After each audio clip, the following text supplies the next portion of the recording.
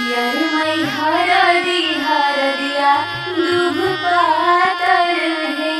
यरमई हरदिया दुभ पातर है। यरमई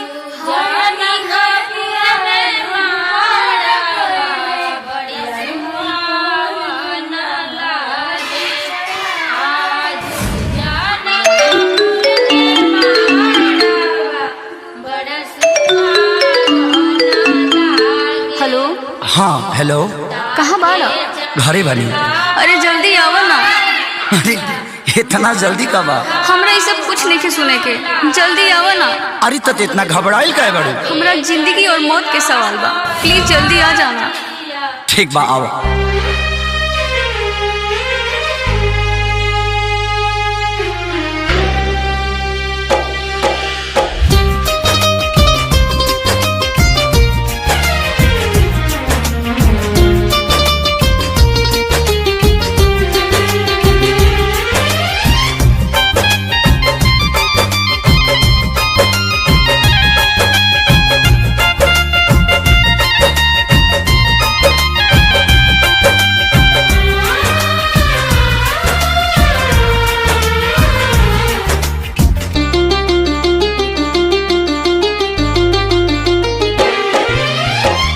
पगली के भइल बाटे पागल के दासा, आज हमरा पता चलल प्रेम के भाषा।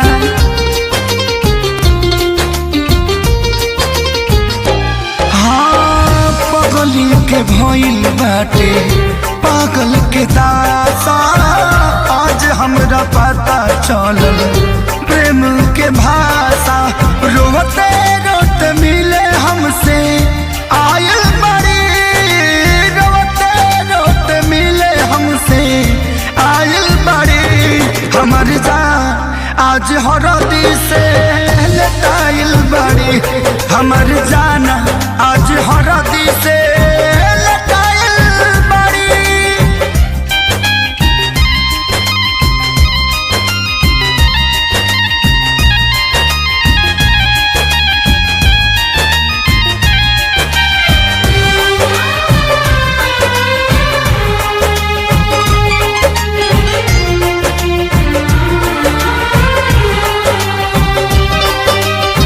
घर परिवार देख खोजत होई जा, छतिया पमुड़ी धके रोवा तारी एही जा।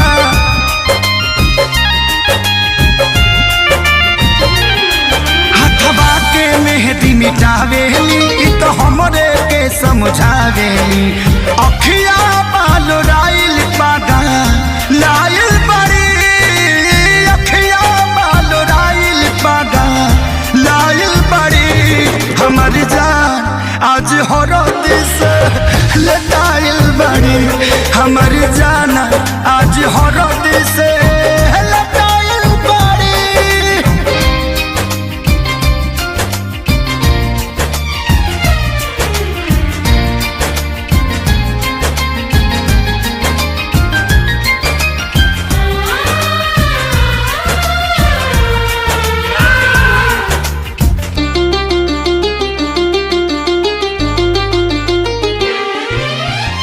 रोवला से इनका झर बनावा के पाता, प्यार के मतलब रब जिया जुए बुझाता।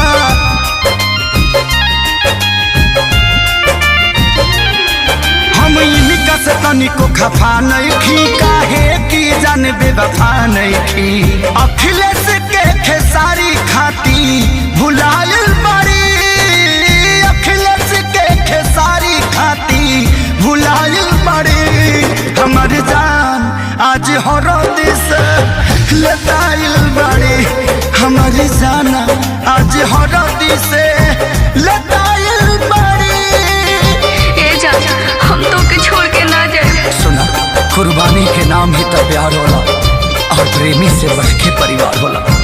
सबके इज्जत के बात बजान, तोहरा चले के परी। चल।